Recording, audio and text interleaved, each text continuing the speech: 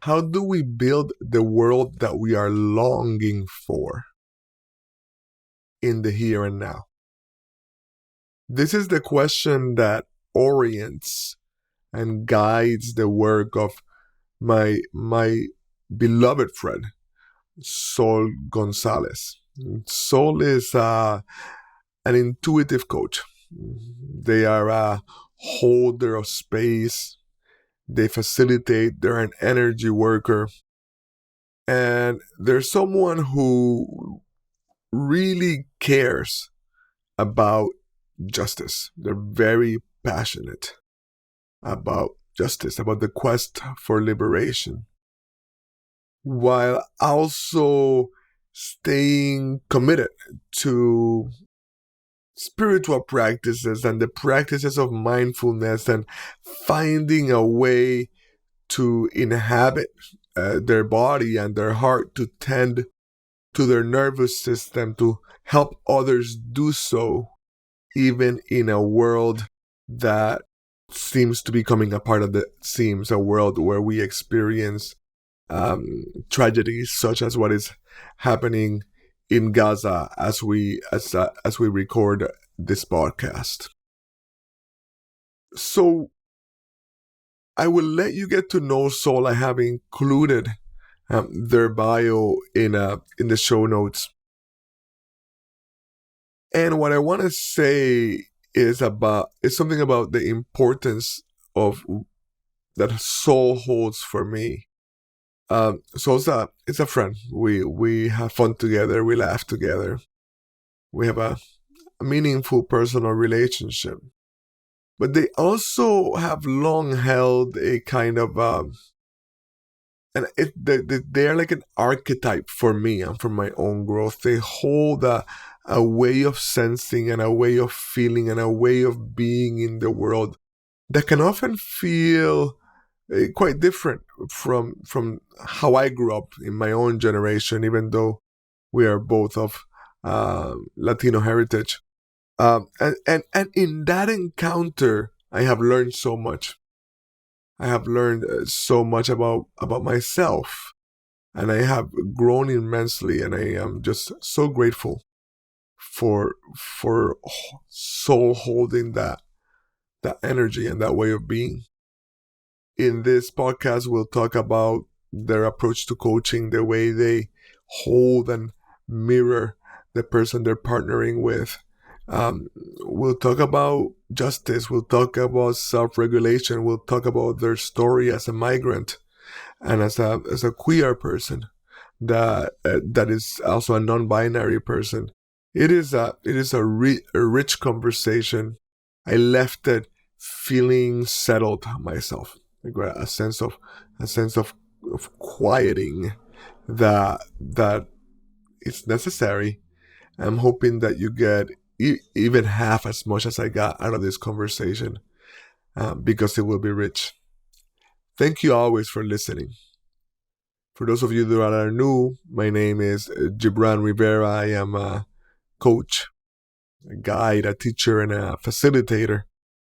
And with this podcast, I am inviting you into a conversation with remarkable humans who are devoting their lives to the evolution of consciousness and culture. Thank you. Hola, Sol. Qué bueno. Well, I just started in Spanish. Hello, Sol. So good to be here with you. I've been looking forward to this for a while. Hi, Brother Gibran. I am excited to be here. I'm grateful to get to touch in with you and curious what we conjure together. That's right. I think that's the right posture. I already got my goosebumps. Like something is true and right here. Well, I wanted people to get to know you, to meet you, to hear about you and from you. And I'm especially interested in learning more about your coaching practice and people learning more about that. As a fellow coach, I am always curious as to what people are bringing to the practice. But I want people to also know you as a person and the light that you bring, the magic and medicine that you bring. One question that I start every episode with is, if there's a belief, way of thinking that you used to have, that maybe even defined you, that is no longer so, has such a grip on you. And the reason for that is I feel like we're in a time where everybody seems to be like doubling down on belief systems, and ideological postures, and just kind of being right over right and kind of freezing in place. And I feel like the most important thing is to keep learning and to keep growing, and the most courageous thing is to be able to let go of ideas that have us, so that we can have them instead. And so it's a question I like to ask every guest, and I'm wondering if there's something that comes right up for you. Yeah, I love that question. The first thing that came to mind was that I was most powerful when I was against something. Um, and then what that feeling led me to is I wasn't, I didn't know what would open up for me when I turned towards my essence of being non binary. And non binary as a as a creative space and as a conjuring space and as a creative space. Mm-hmm. Um, so,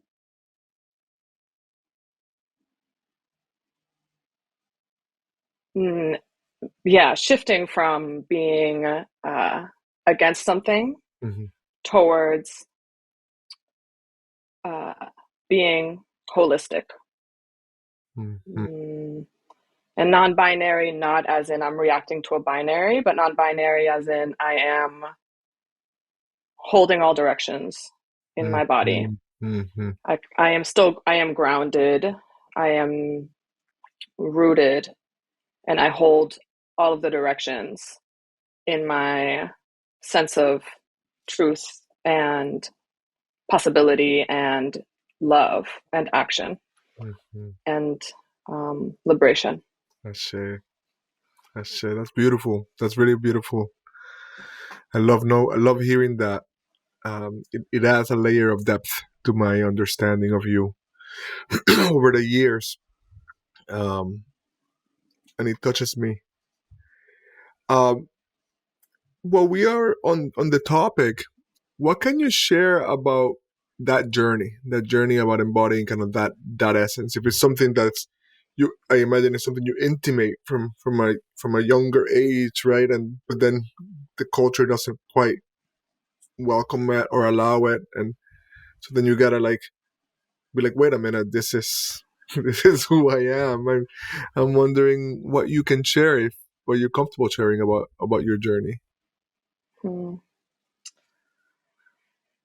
Yeah, when I think about myself as a young person, um, having moved from been moved, I didn't choose it, but having been moved from Venezuela, um, and what my younger years were like, I always had this essence of being receptive, whether that was because it's in my spirit or because I was an immigrant and I was like, what is this world I'm in? How do I interact with it? So having this way of being that was receptive, and also an enormous amount of feeling, Hmm. um, and being in a town, being in social spaces that I feel social spaces, and also American U.S. culture that uh, takes advantage of that, Right. and um,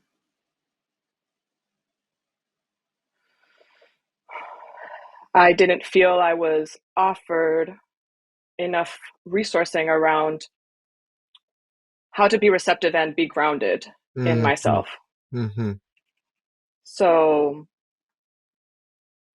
I I I really shrunk, and I really like had cultivated these wounds around not being seen, and also being feeling really in disaccord with the world around me, Mm-hmm.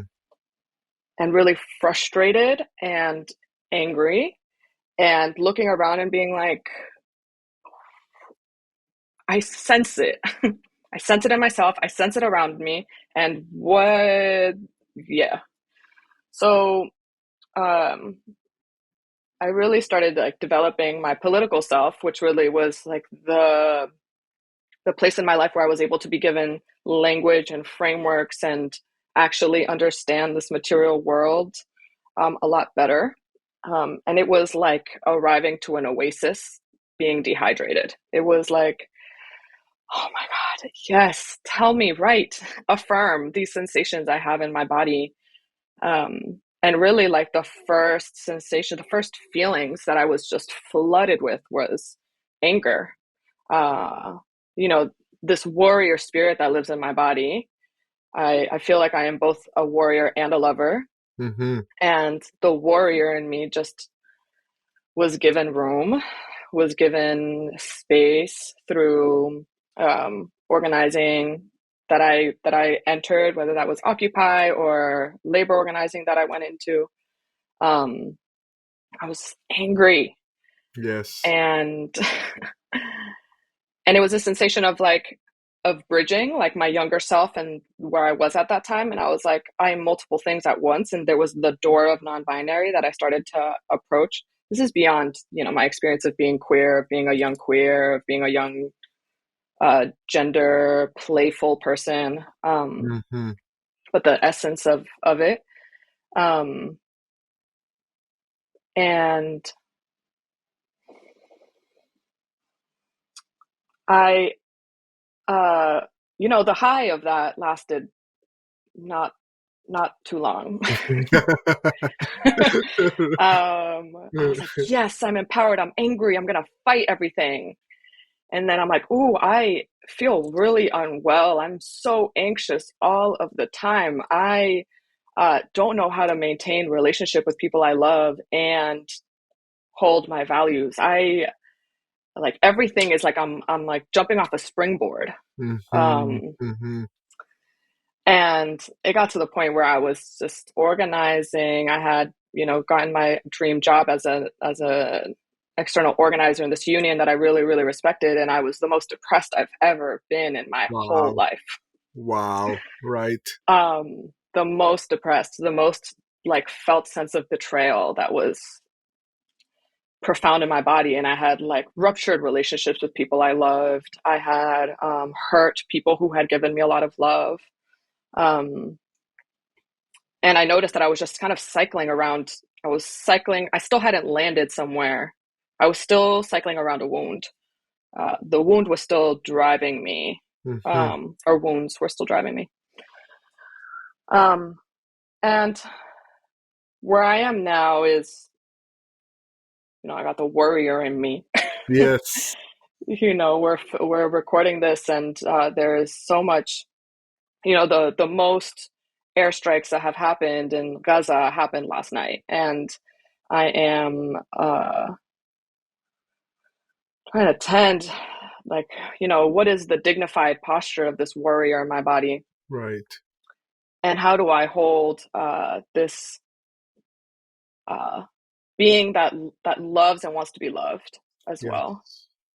Um, Not to create a binary because it's all, Yeah. it's all a part of the holistic thing. But I'm seated here and I'm in these like town hall meetings internally. Mm-hmm. Like, Mm-hmm. Mm-hmm. how do we all feel held and heard, and how do I like bring into my actions that which I want to amplify and seed and make visible, and um yeah, having this moment bring me into a place of I feel really clear about my values. I feel really clear about what solidarity and liberation means to me. And that includes, how do I love and extend compassion and at least see the wounds of the people who I feel in, that I love and feel in intense disaccord, in intense Mm-hmm. ricochet effect from each other, Mm-hmm. that are like the closest figure of these oppressive systems that I have like physically, materially in my life, you know? Wow. So just like, yeah, what does it mean to like, what does it mean to move grounded in my values and my needs and my deepening of practice of remembering who I am, I see. and uh, hold what is dear to me, which is practicing love and healing Yeah. and practicing solidarity and honest senses of liberation. Yes. Oof. Courageous journey. I'm so happy to be talking with you, and really, yeah, just I feel like I'm holding an awareness of how true this is, how you really, really fully turning yourself towards this, and I can relate to some of it myself. I also was moved from from Puerto Rico to the U.S. mainland, and I remember like around 16 or so, reading the autobiography of Malcolm X, and just finally, like, I came at 12, and then finally feeling like I had a language for what was happening.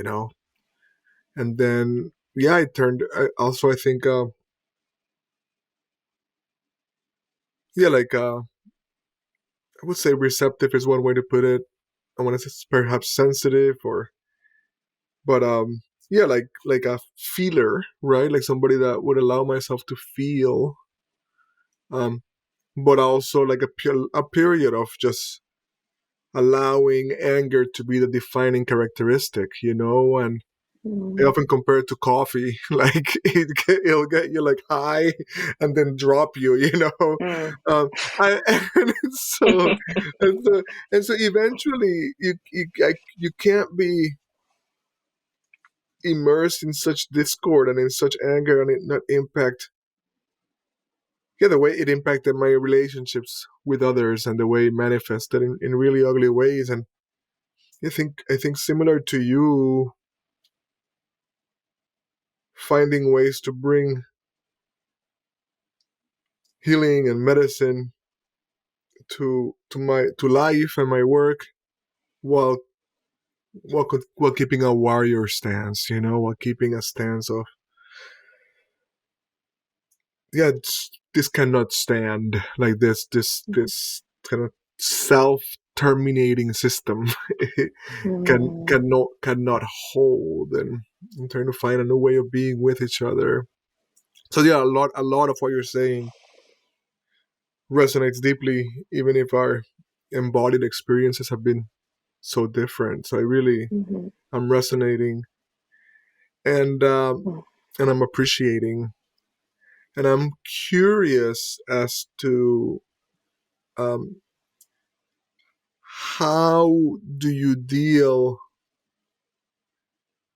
how do you contend with remaining such a receptive person? Because that's, if I know and feel something about you, is that you're like, you just you just sense deeply. And so, like as you're saying, like, you are in the middle of the fire, you're in these town hall meetings, and you're like, what are some ways in which you know to regulate yourself and to protect that receptivity while staying open? Are there practices, are there philosophies that you turn to for remaining, for like keeping that potency that comes with that capacity to feel, and um, while being exposed to very intense times and environments? Like, perhaps this can lead us into into the coaching conversation, but I'm wondering what you're learning for yourself.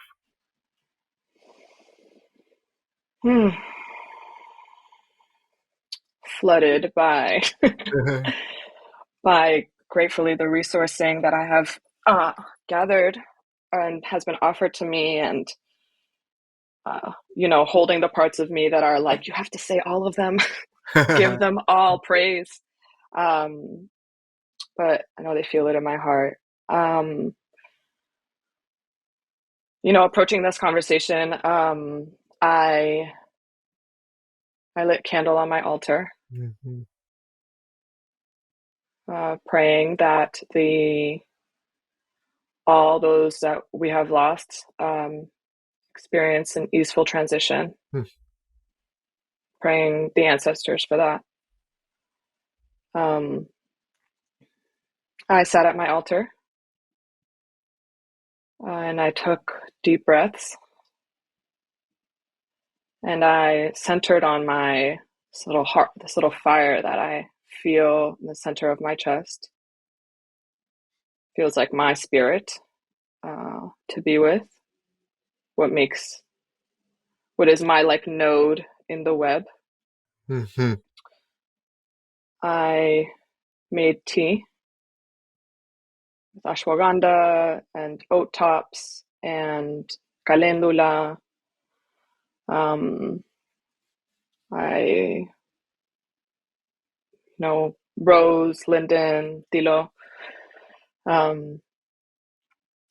I grabbed my palo santo. Mm. I filled my water. I put on, these beads that were with my mother, that were gifted to me by a loved one that were with my mother as she passed. Mm-hmm.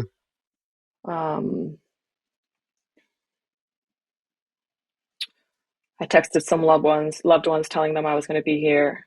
Mm. I went for a long play session with my dog. Wow. I remember a conversation I had with my dad a few days ago about how to be in moments like these, and my dad said, just don't get too caught up in the suffering that you forget to look at the ones you love. Mm-hmm. And to see the sun, and life will pass you by.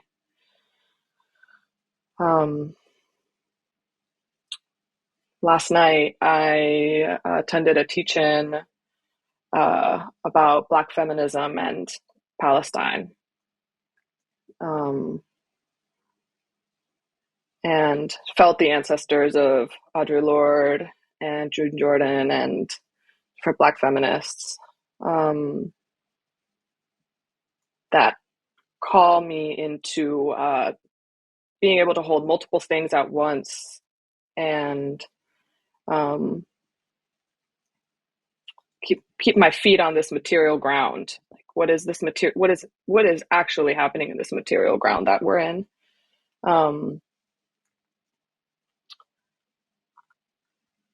So I think also sometimes I'm not receptive. um, and cultivating an awareness around when I am that way, when I am moving in that place, and how do I love myself in that place, and also not make decisive action that will ultimately affect my life in ways that I don't actually deeply consent to. Uh-huh.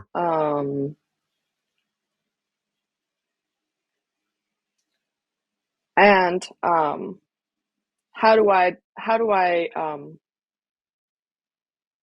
not be so receptive that I lose my ground, Right. my Right. sense of body.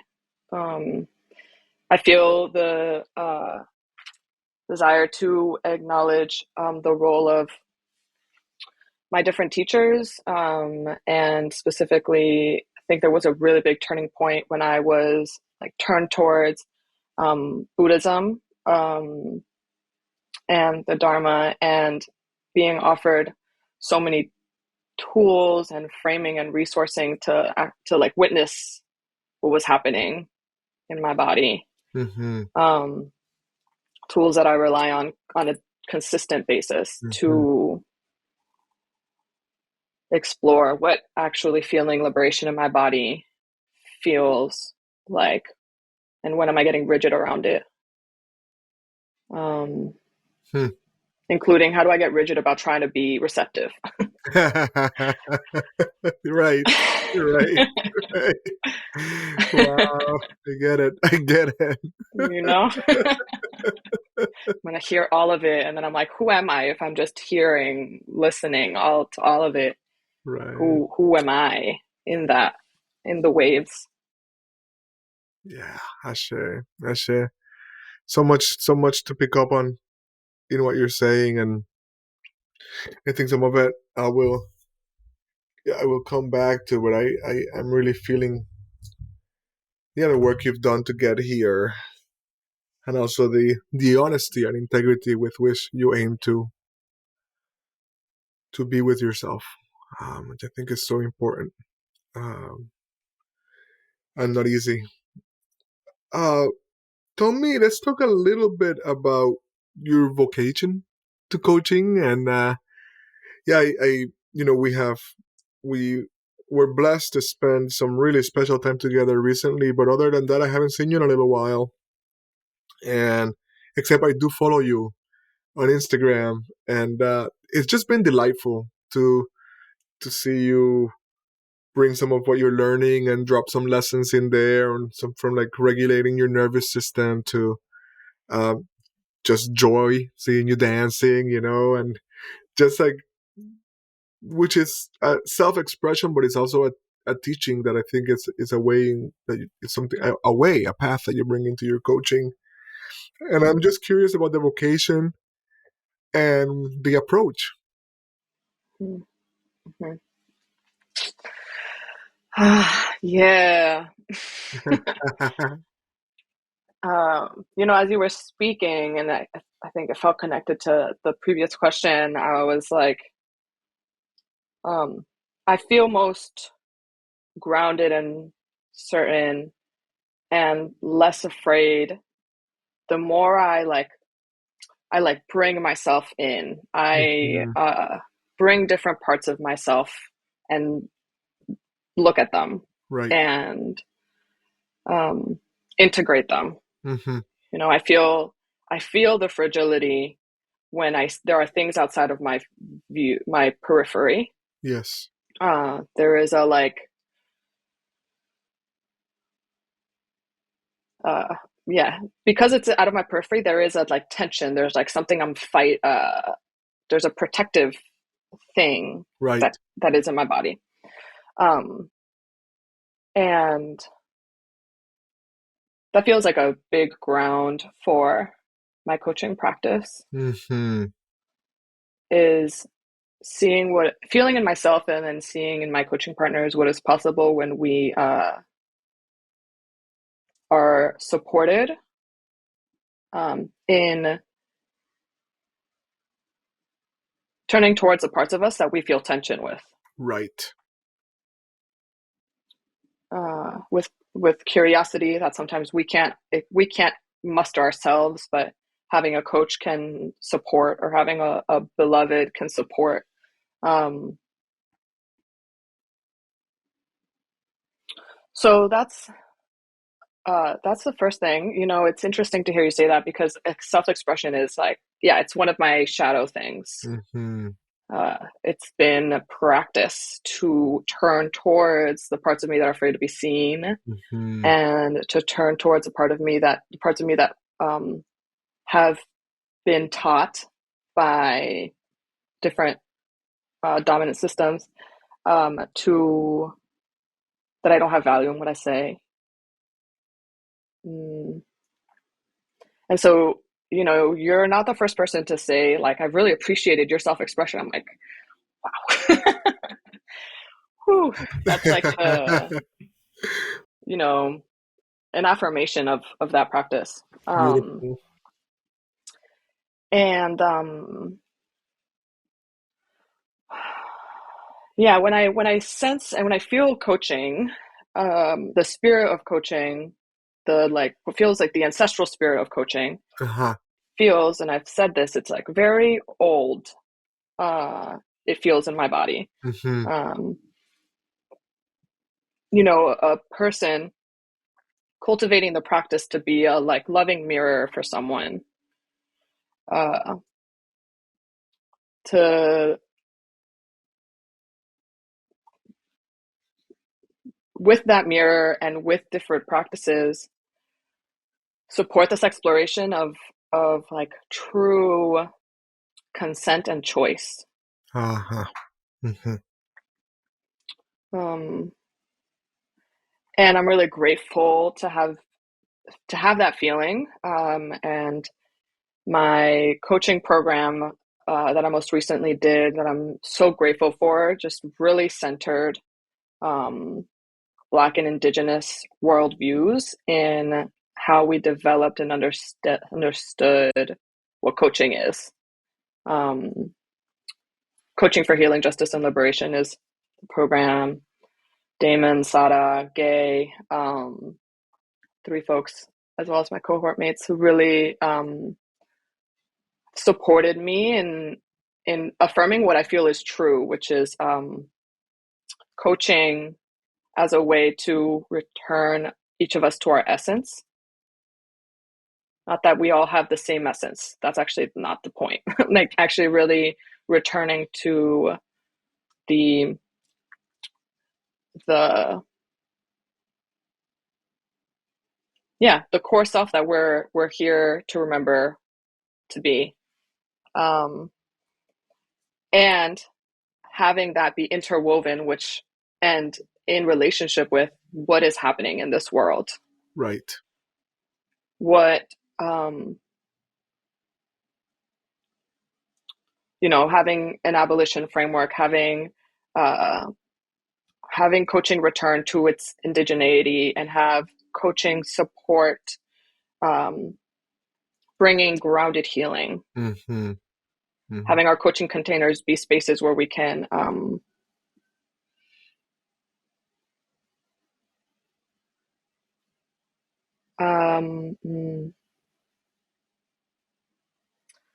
hold with compassion the ways that we've been moving from the wounds that white supremacy, colonialism, etc., have like inflicted on our bodies. Mm-hmm. And an antidote to that also being uh, we choose what to do with our day-to-day life. We Yes. choose where to put our energy. And we choose to, through that way, be cultivating and building and architecting the world we're wanting in the right now.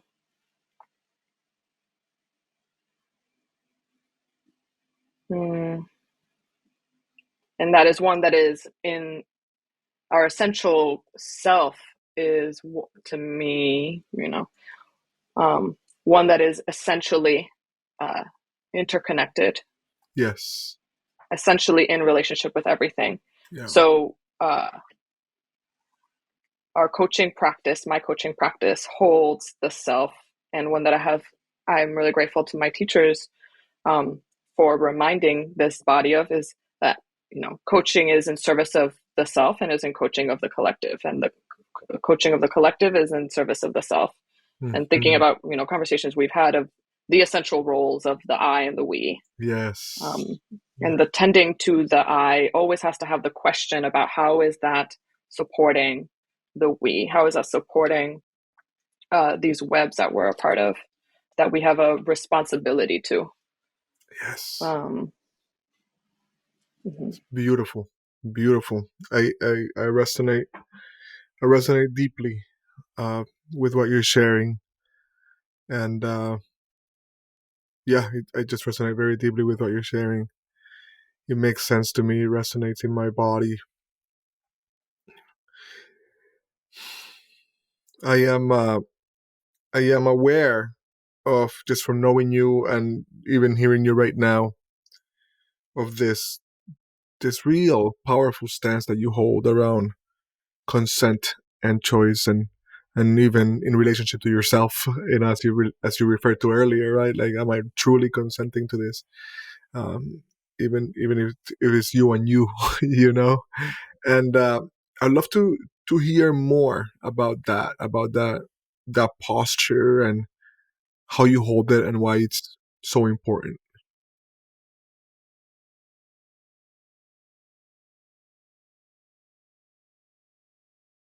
Hmm.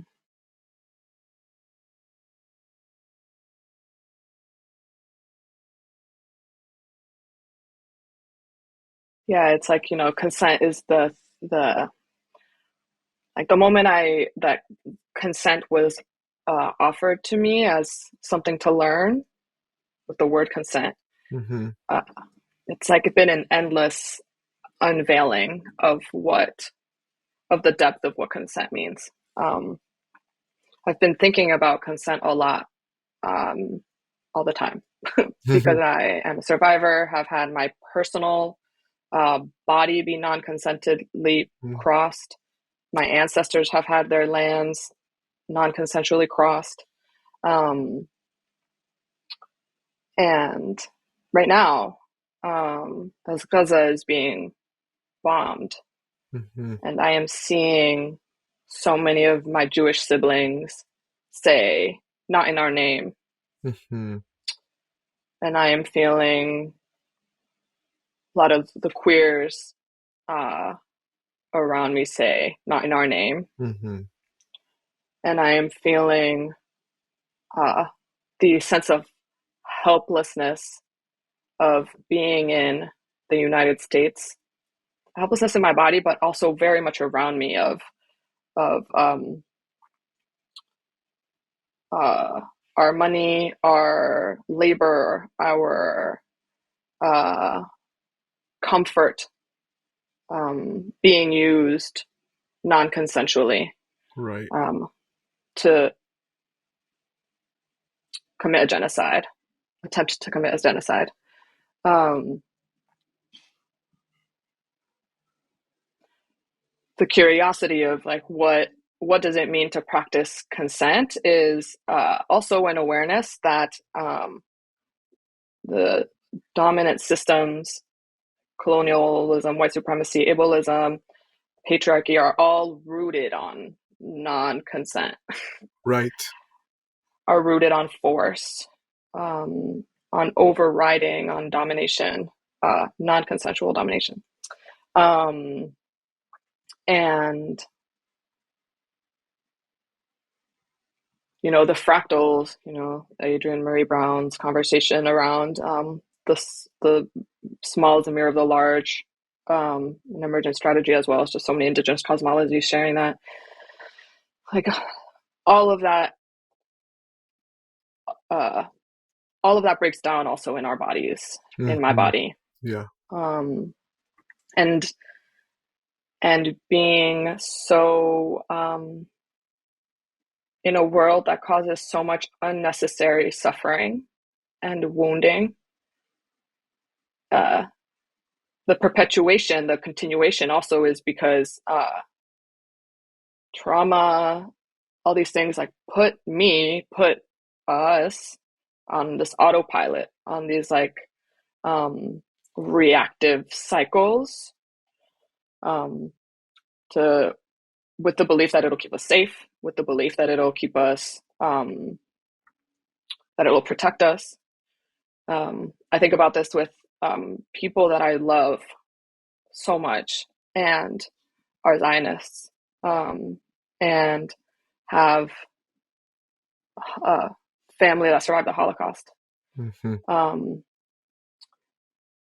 that I see the pain, and I see the contraction, and I see the like absence of resourcing to like move through it back into a sense of being protected, um, a sense of feeling like it's okay to love and to practice solidarity and to not absorb um, messaging that is coming from that wound. It's coming from the trauma. The trauma is just like cycling and cycling and cycling and cycling and cycling. Right. And so what does it mean to practice consent in our bodies, in our relationships? And can we have true consent if we are not practicing profound self-awareness? Mm-hmm. Mm-hmm. If we are not being honest about our shadows, if we're not being honest about the parts of us that are angry and hurt and feel unlovable and feel betrayed and abandoned, and what those parts of us are telling us to do. Right.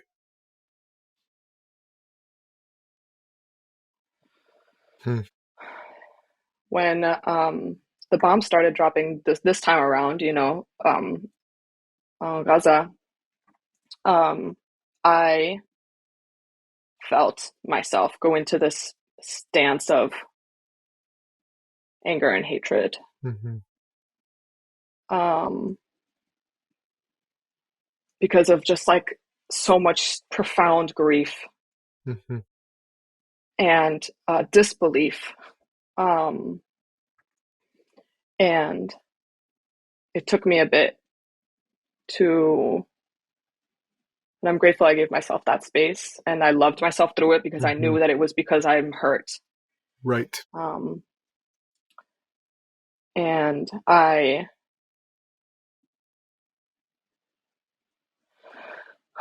was able to remember, like, sense into, the shadow is like the parts of the people who I feel hurt by, like their hurts. Right. That's a powerful insight. And that doesn't mean I have to like have them close to me. but I am like, that softens me again. Mm-hmm. Not in a overly receptive way where I like lose my values and my grounding, but it softens my heart again to remember that the thing is the systems at play. Right.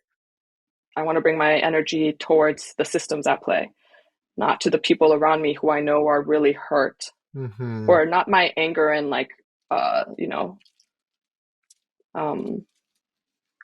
big fighter, destruction energy. Yeah. I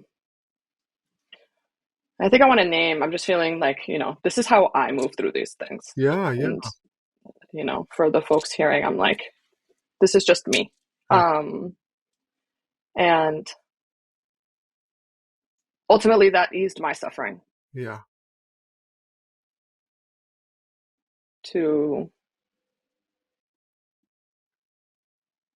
be like, I don't know. I feel like if we are to explore, you are not in deep consent with yourself. Mm-hmm. Mm-hmm. Because I know you. Mm-hmm. Mm-hmm. Or even if I don't, I struggle to believe that people could cause such harm Mm-hmm. and actively be in like a grounded, embodied, full, whole sense of consent. Right. And cause so much harm. Right. Right. I struggle to believe that. Yeah.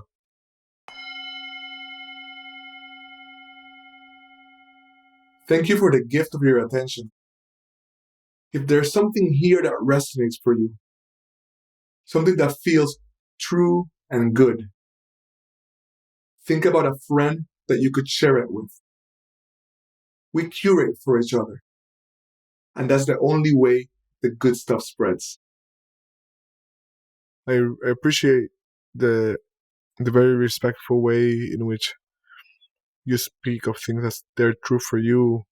But I find great wisdom in them, in what you're saying, and it's good to listen for wisdom. When people are doing their best to embody it. So just really again honoring you for that work and for just the balance you're trying to strike as you turn towards the horror and remain committed to your own humanity, right? And it's like this is for why for me, of course, there's many other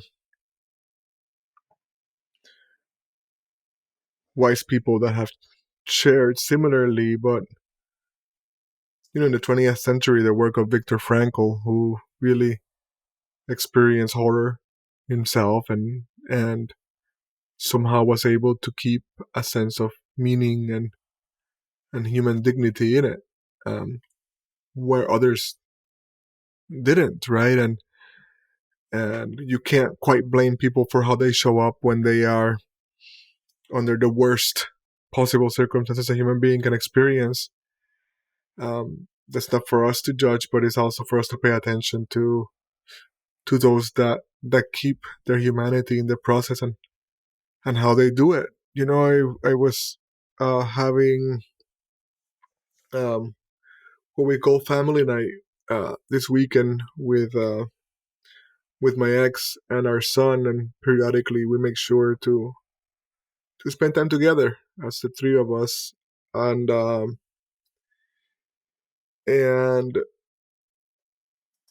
she was just really asking if in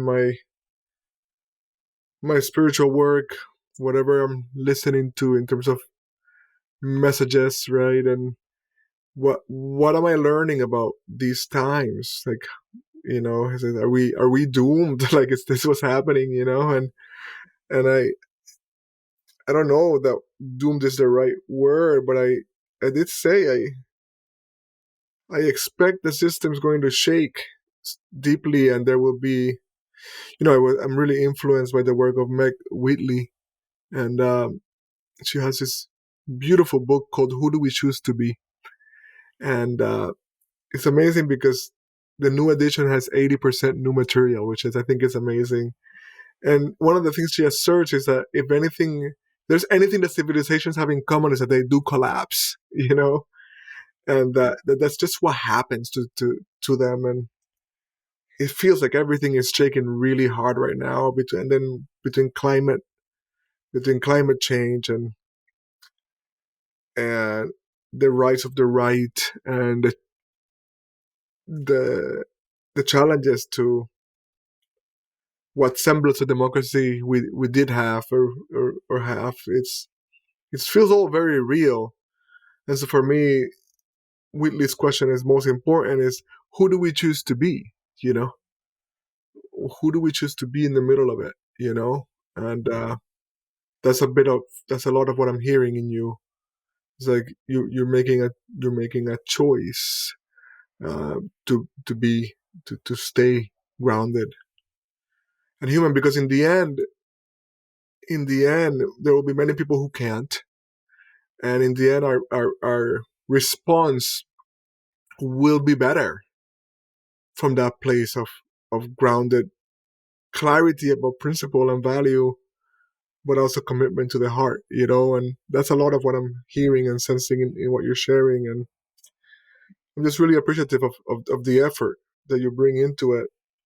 And I appreciated earlier when you were talking about our parts, and how some of them we exile. You didn't use that word, but we don't honor, and how you do that with in your coaching. You provide a mirroring, a holding space for people to kind of come into contact with those parts, right? And not exclusively those parts. I'm sure you also help them come into contact with their very awake parts, right?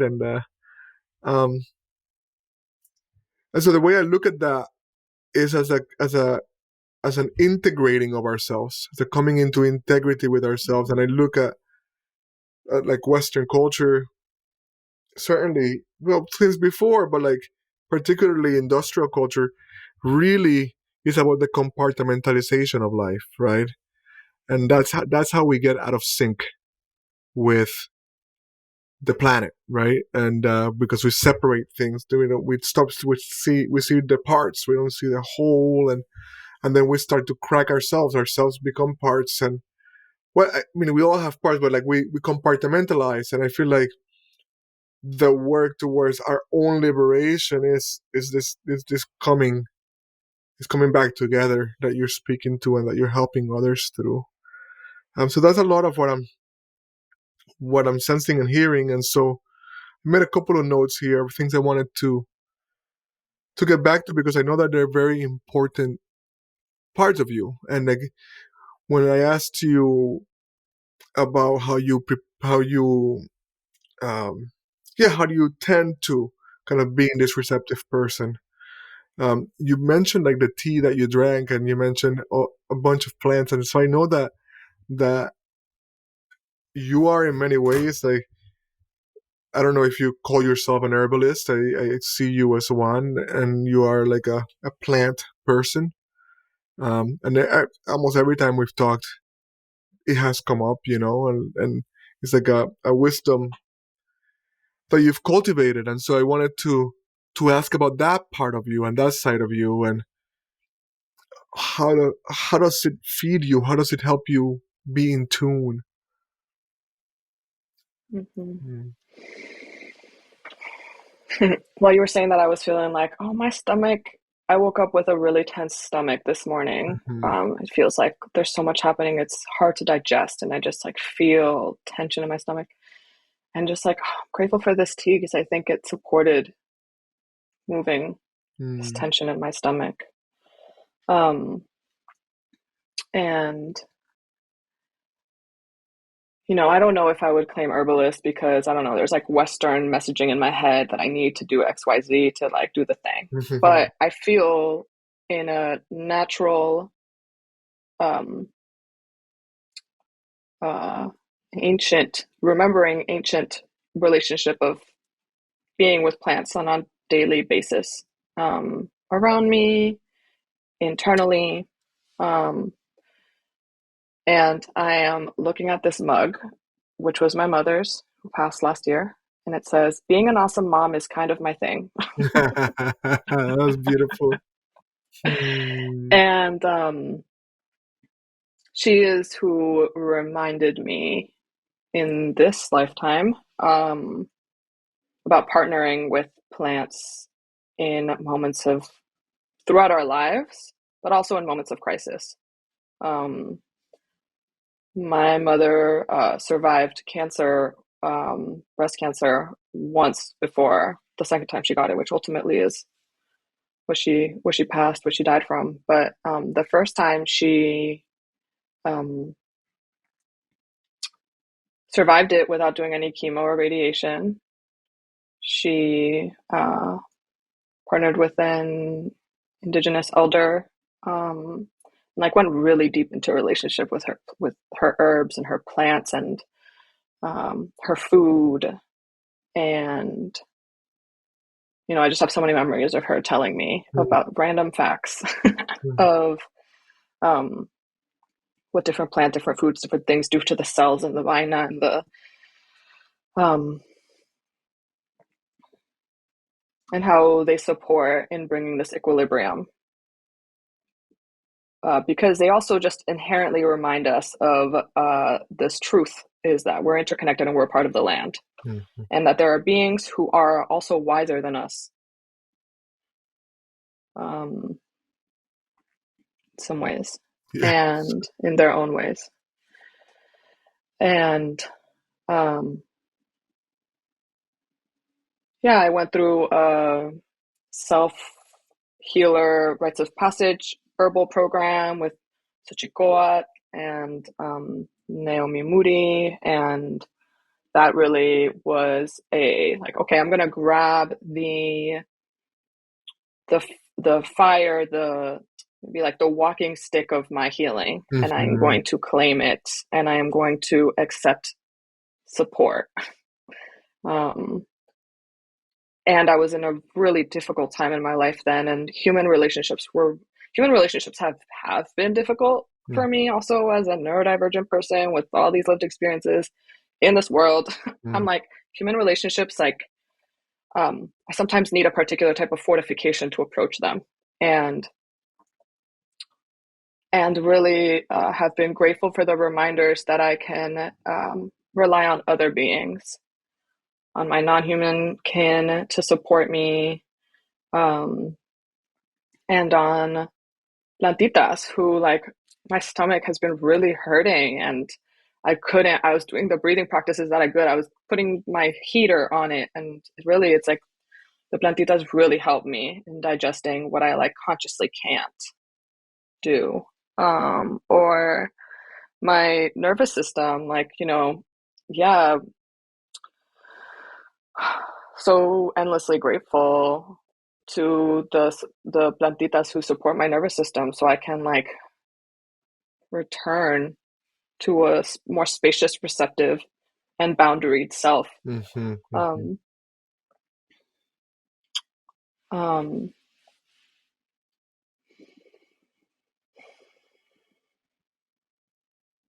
yeah, they're beautiful relationships. I have like a lot of people coming to mind, and just like really dear beloveds who tend to land so lovingly and profoundly. And when I'm with them, I'm like, thank you for reminding me Mm-hmm. of the access to these relationships. And yeah, I just continue to mention Palestine and Gaza because it's just so Yes. present for me. And watching seeing this photo of folks picking from a tree yesterday, like Mm. these fruits, there's like hardly any food, hardly any water, hardly any electricity, and they found these fruits on these trees, and it's not enough, but the tree is still giving. Mm-hmm. Um, and And I think about the privilege of having access to greenery outside my home, Right. um,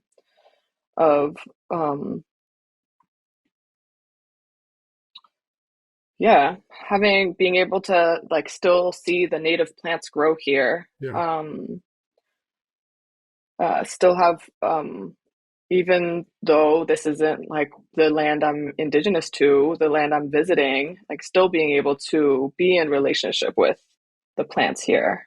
Um, so in as I've been witnessing what's been happening, I've been like grabbing my things more dearly. Like, thank you. I'm Yeah. so grateful that you can support my digestion, my nervous system. Um, and the reminder that they're constantly a part of the healing Yeah. of our healing. Um, I even think about cannabis and like the essential role that has played in me getting here. Right. Um, yeah, different plant medicines that have just helped me see what I couldn't see on my own. Beautiful. Beautiful. It's something that you hold very powerfully, and yeah, as a friend with the care and respect, just like encouraging you to like keep that keep that channel open because it really moves through you, and it's an important wisdom, and it connects me to one of our one of our last questions here before I get into a couple of questions that I ask every guest. Um, but I know we've talked some about indigeneity and re-indigenizing as as something that many of our people are are remembering, and that is part of something that you are holding.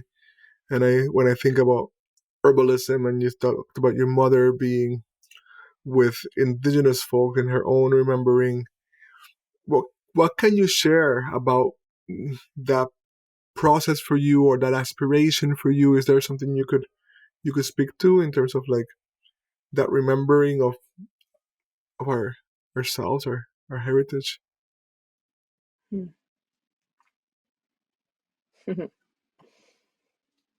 Yeah,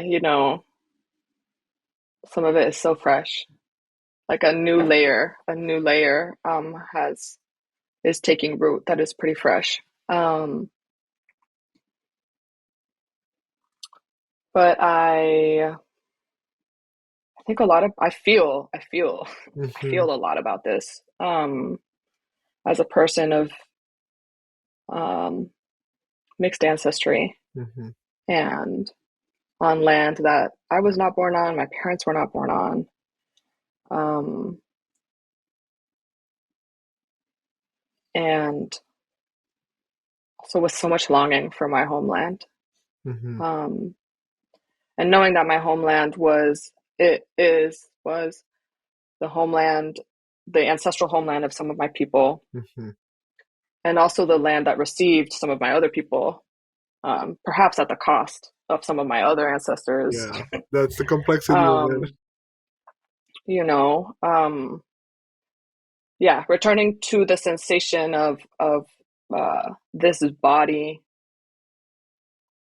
the the conflict, the tension between indigenous folks and folks perpetuating colonialization, colonizer folks on my land, like that lives inside of my body. Mm-hmm. Um, and I have continued to receive pretty clear instructions about and call-ins for the ways that I continue to give um, the colonizers in my body more room, Mm-hmm.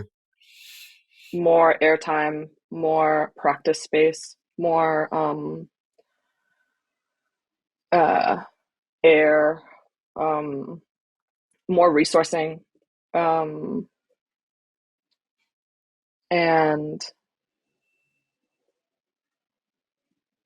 I'm grateful to be surrounded by humans who um, mirror that for me and invite me into what it means to choose to rectify and bring balance, um, of which I struggle or I like bring my solidarity energy to externally.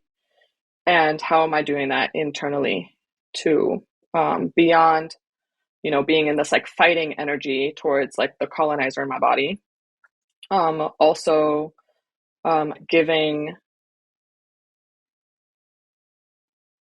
more room and also asking for more support externally beyond me, to have that, um, those voices, to have those ancestors, to have those experiences feel um,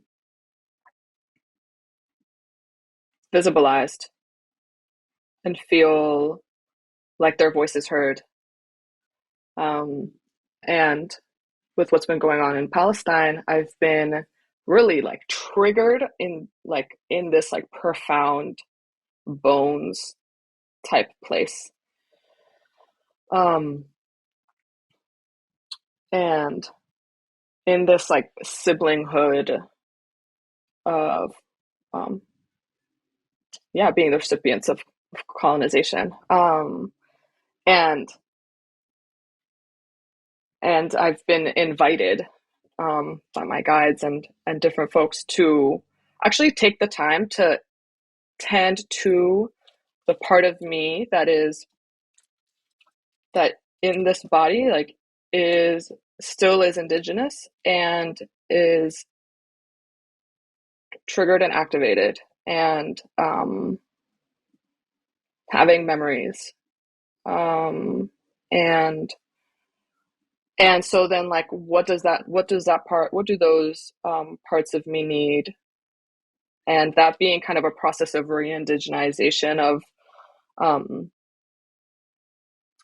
those parts of me need me to go to ceremony, those Mm-hmm. parts of me need me to go to the fire, those parts of me need me to go to my ancestors, those parts of me need me to express explicit solidarity with indigenous people, um, and that the way that like the colonizer then like takes shape as like the savior, um noticing how like no I need to stay here. um I need to act and like move my life force in a direction, but I need to stay close to my fire. I need to stay close to this body that um is land, also land that has been crossed, that I have to look at in the mirror every day, and that I have to live with every day. Um, and that and through that, um, I am like amplifying what I want to be amplifying Mhm. more. I am feels like bringing some justice to the internal town hall, internal systems of complexity and like historical violence and resistance, that lives inside my body too. Um,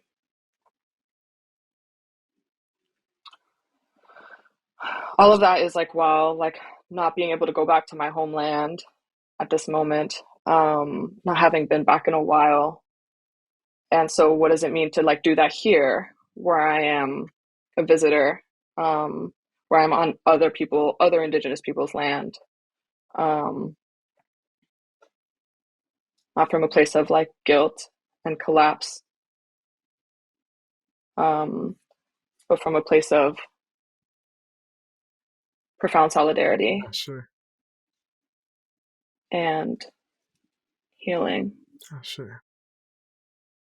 Beautiful, powerful.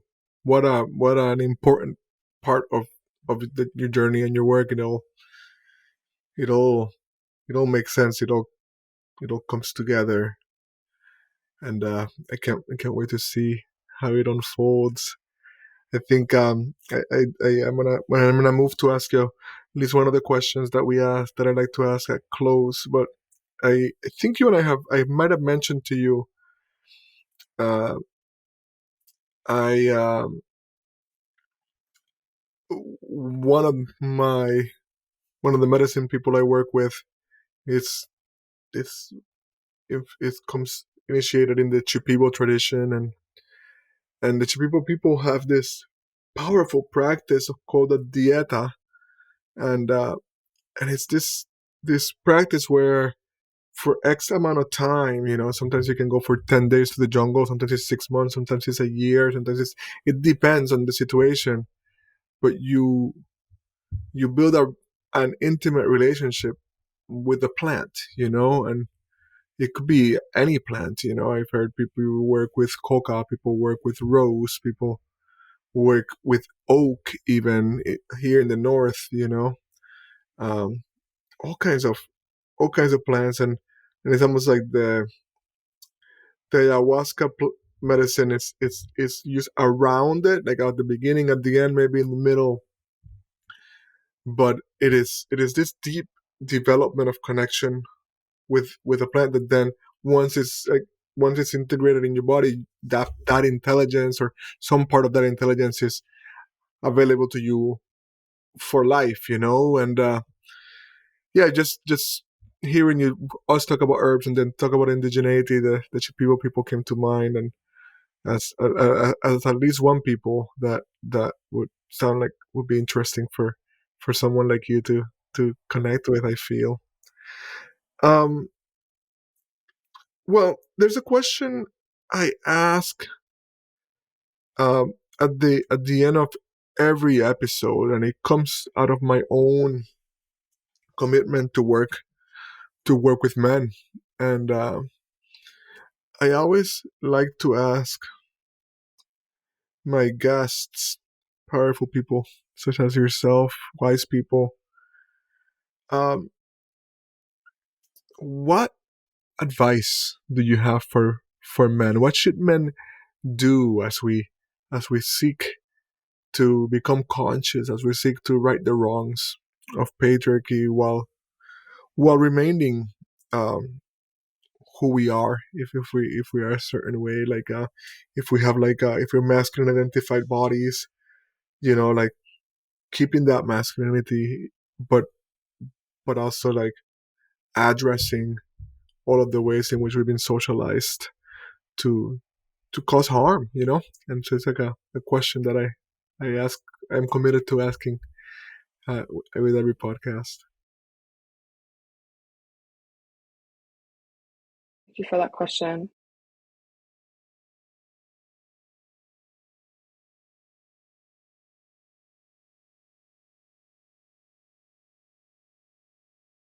My first feeling is just like there's so many different type of men. Right? Fair? So, I think about the men that are in my life, and a lot of them, I'm like, you need more queer people in your life Hmm. and more trans people in your life and non-binary people in your life. Um, yeah, men generally. Um, and more um,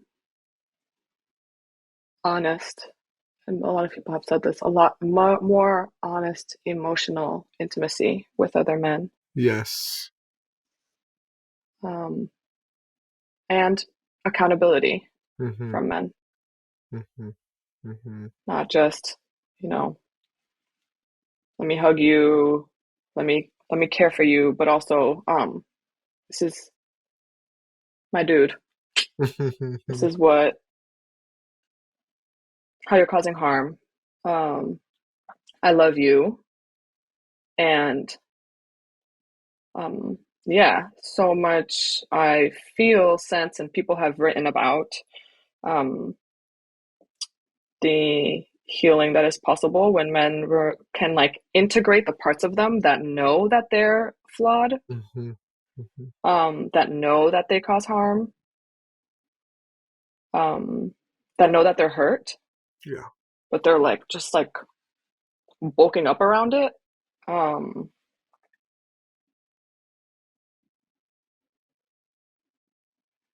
yeah, the integration of the little ones in you that were hurt and needed a hug Hmm. and needed to be told like, yo, it wasn't good, it wasn't nice, it wasn't nice that you did that.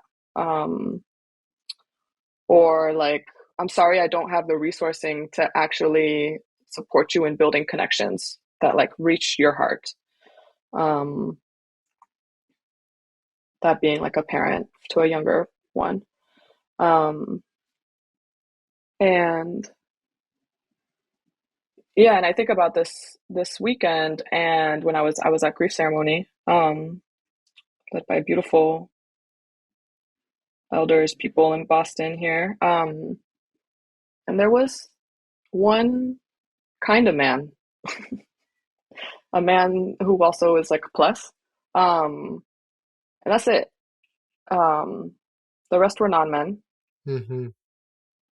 and I was a little disappointed. Hmm. Um, I mean, the space was perfect, but I was also like, oh, this is something I continuously see Hmm. over and over again. And then what happens? We enter our relationships, and it's like the non-men doing a lot of the healing work. Yeah. My friends and I talk about like, oh, that man clearly has been worked by some femmes or some non-men in his life. He has been the beneficiary of a lot of work, and I'm like, go to ceremony, Yes. um, go to therapy, Yes. um, Yes. go to men's healing circles, which are happening. Yeah. They exist. Go there. Um, and I understand some people don't have resourcing.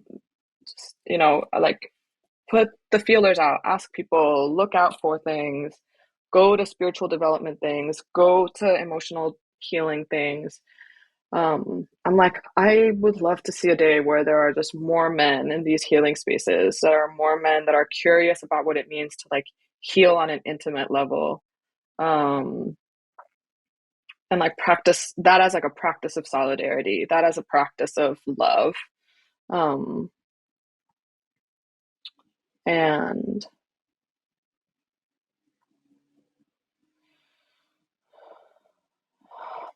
yeah, and and I think that there's also like the ask that men hold compassionate space, even if you can't, it's not good for you to be near it. Hmm. Asking for compassionate space to be held in the heart for the hurt that exists in in other people's bodies. Um, that looks like a lot of different things. It manifests itself like a lot of different things, and that is the result of patriarchal system. That is the result of colonial system. It is not just because this person is like very whatever. That's just like, yeah, insert misogynist thing here. It's like people are really hurt generationally. Right. In the same way that other identities have like all of this pain that shows up, like things that feel not relational, things that feel like angry and reactive. It's like that is also here. It's I'm sometimes surprised to feel all the places that it is for me. Um, yeah, there's like a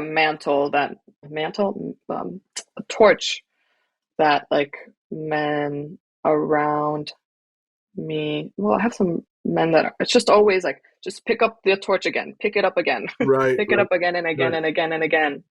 Um, Right. because the people around you are doing an enormous amount of work Yeah.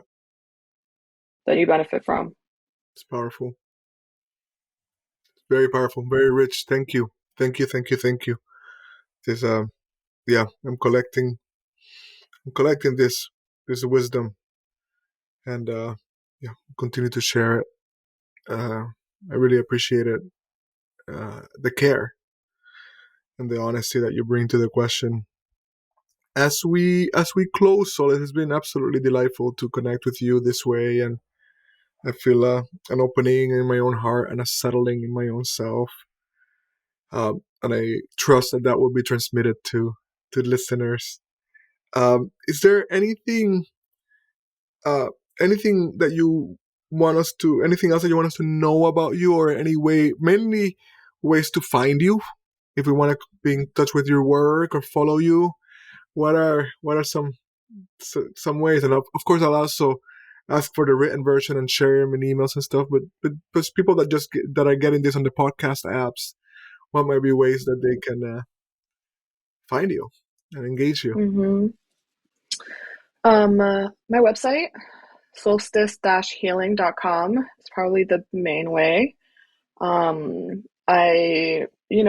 I love to direct people to my Instagram too, but I recently made that private because of leering eyes, in like, um, yeah, surveillance of people who are like, stop killing Palestinians. Huh. Um, you can send me an invite and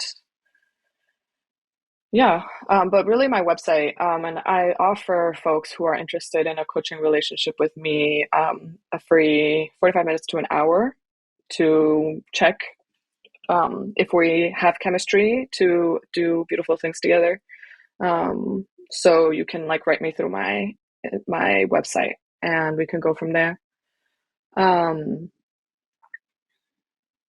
and I have a newsletter that you can sign up for too. That Yeah, but my preference is always usually like one-on-one Mm-hmm. face calls. Very clear. Um, I prefer dropping into those containers with people. Um, if there's anything else for to know about me, mm,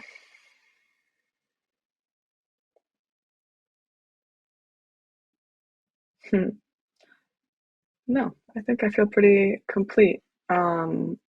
Without needing to say everything, cover all the grounds of everything. Um, yeah. Yeah, maybe I would add uh, that as kind of thoughtful and caring as you are, you're also very, very playful, and will enjoy a good laugh, and yeah, just lovely company, and that's good. Mm, Like, I mean, that I think that comes through very clearly in the time we spent together. But we tend to laugh more in other contexts, and I just the podcast doesn't always allow for that, and I just maybe would throw that in. Just the other night we were laughing quite a bit, which was a blessing and a grace. I'm really Yeah, glad. Go ahead, go ahead. I felt like if we would have had this conversation in Spanish, we would have been That's a more like, completely true. That is completely true. playful back and forth. Sometimes in English, I'm like, Me too, me too, me too. I mean, uh, I laugh all the time. But it's yeah, it's I think that the format doesn't always lend itself to it. But I wanted people to know that about you too, and thank you. just like your heart is so good. So thank you so much, Sol. It's been Mm, an absolute delight. I can't wait for people to meet you this way and to hear more about you, and I can't wait to see what flows from here. But it's been really beautiful to finally do this together. Thank you so much. yeah, thank you for the trust, Dubran. I love you very much. Te quiero mucho. Igual. Y yeah, I'm hoping this is received with love. Yeah, I don't expect different. We have a great group of listeners. Un Beautiful. abrazote. Un abrazote.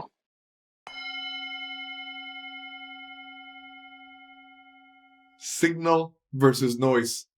There's so much competing for our attention, and I am so glad that you stayed with us through the end of the podcast. It should mean that you're finding something meaningful here. Hopefully, something worth sharing. And so I'm asking again that you think of somebody who would be touched by this conversation, who wants to be a part of it some way. It is a decentralized conversation. It is a way in which we're changing ourselves by leaning in towards each other in places like this and in the exchange of these ideas.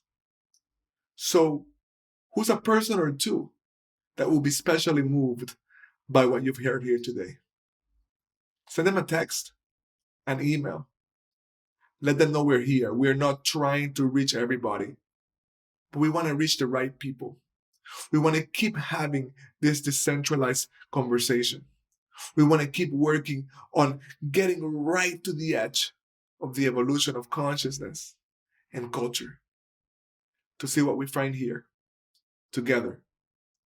Thank you again for being a part of this. Liking the podcast helps. Subscribing is definitely a good thing. Feedback is always welcomed. Stay in touch.